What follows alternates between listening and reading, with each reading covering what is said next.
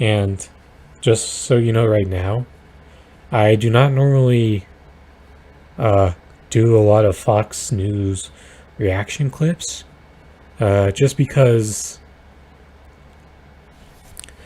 that's pretty much a cheap, low-hanging fruit most of the time. But in this instance, I consider it a bit different because it's John Taffer, host of Bar Rescue, and that generally a lot of people who consider themselves left do tons of reactions and counter videos to these right-wing libertarian types. And they also tend to include a lot of Fox News clips in the process as well, Kyle Kulinski included. But I think this is a good exception to make to that.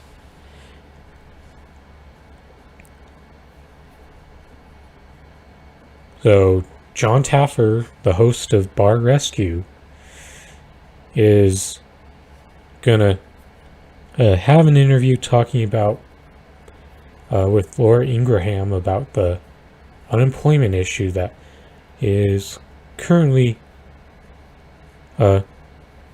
happening in our country. And from the right-wing capitalist viewpoint, is they consider it underemployed. Let's see this video now. I'm not an economic professor.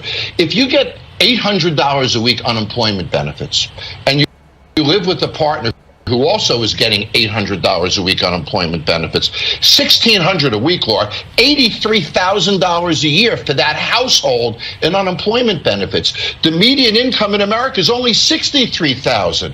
We're incentivizing people to stay home. What if we gave that additional unemployment benefits to employers to incentivize people to go to work? Well, what if we just cut off the unemployment? I mean, hunger is a pretty powerful thing. I don't mean physical hunger, because people who truly are in need help. I'm talking about people who can work but refuse to work. But the government is... Seriously, how fucking psychopathic do you have to be to cut off much needed assistance that people are going to need, as they're going to struggle to find a new job, and your idea is to let them starve as further motivation? Seriously, how fucking heartless is this shit?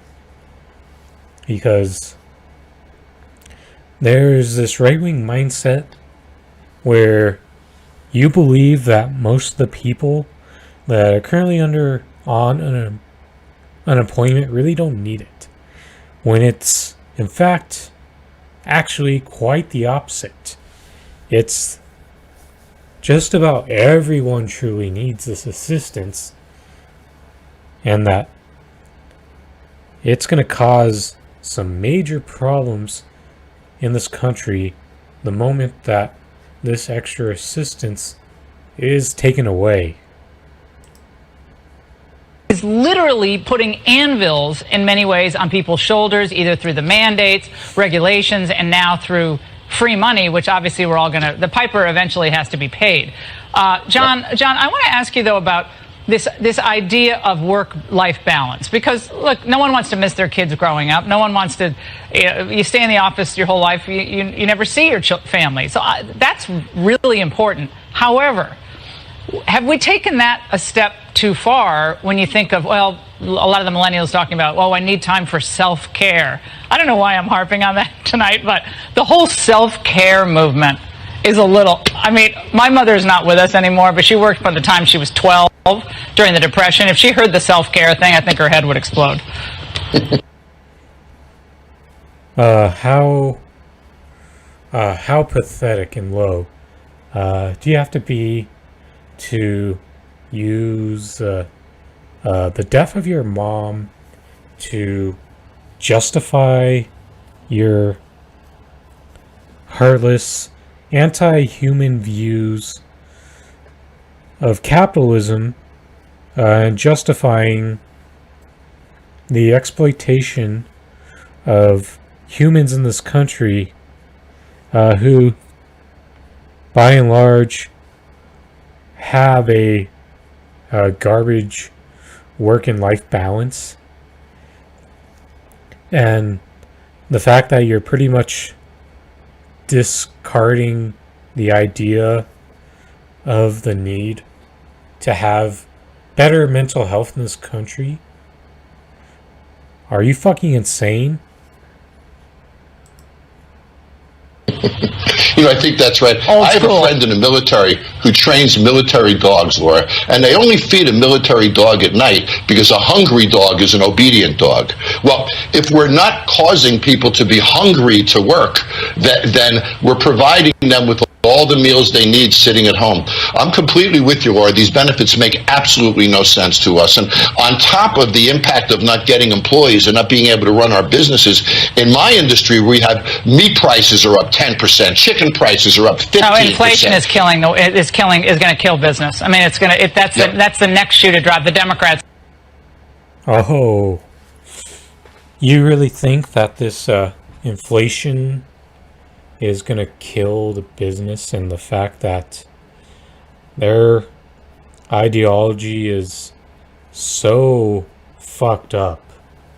The fact that you believe that the only type of person who could be a good worker is someone who's hungry, when evidence shows quite the contrary. That if you give humans basic needs taken care of, they actually have more incentive to try to do more with their life and try to aspire to be greater things in society, as opposed to when you try to force people into shitty work environments where the job market also plays its role by making sure that people by and large can only get into certain types of work, and that's extremely garbage. And this is what you get when your brain is full on capitalist mush. You only care about the flow of capitalism going as it's supposed to. You exploit the wealth of humans, you make them work way more, take away their life balance, you force them to have to make a decision between working roughly a 40-hour work week or getting those extra 20 so hours in order to survive a bit better. That's the reality of capitalism. And then the problem is their mindset is so distortedly fucked that they only care about making sure that the system is going to flow as it once was.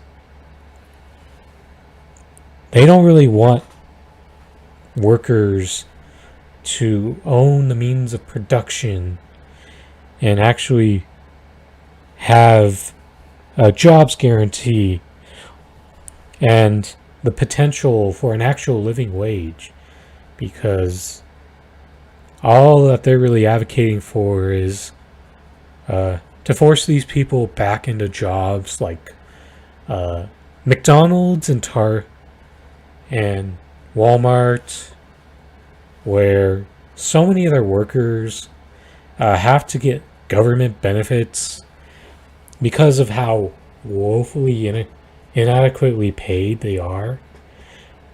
And they're going to fearmonger about inflation when, if anything, workers' wages have been so deflated that this wouldn't even be an issue if worker wages had just kept up with inflation, and you'd be making at least $20 an hour if that were the case. But no, they're advocating for you to go back to those chump wages, which could be as low as $7.25 an hour. Because this is what those heartless, brain-dead, capitalist oppressors really want for you. And they don't give a fuck as long as they make profits, as long as John Taffer gets to have his fucking bars be successful and to continue to do his fucking bar rescue bullshit show, which we know that him caring about people and whatnot is really just an act to further enrich himself and continue to be this conservative shitbag at the end of the day. And that these people are so disconnected from the real solutions here. I know the real fucking solutions. That is to make sure the basic needs of people are met. Make it easier for people to find jobs. Not to cut off this unemployment and leave them out for high and fucking dry. That's completely counterproductive here.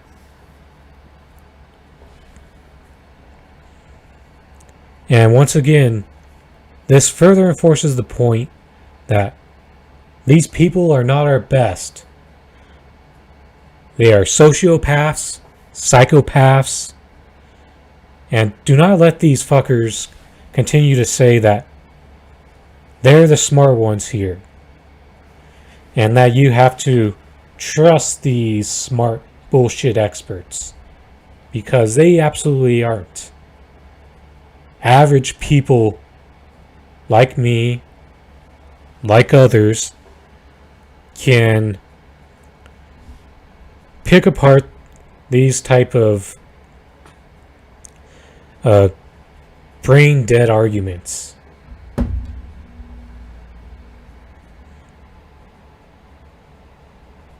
Let's see how they would handle life if they had to be hungry in order.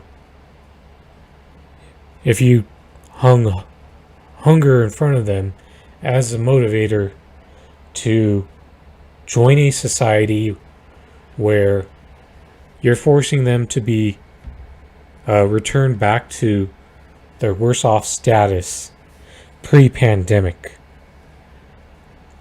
when you're running away from the solutions,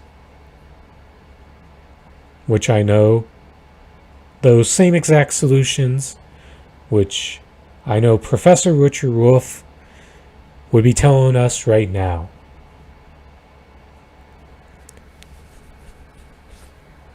And there's no way